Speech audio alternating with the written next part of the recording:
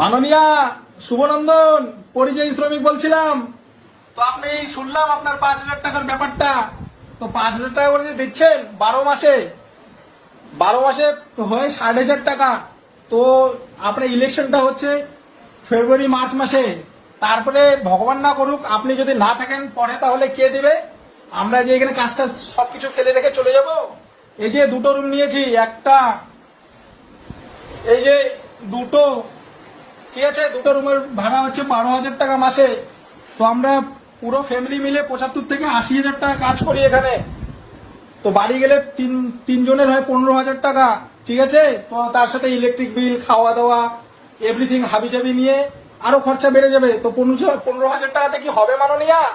তার জন্য বলছি কাজ দিন, কাজ যোগ্যতা অনুযায়ী কাজ দিন, ঠিক আছে।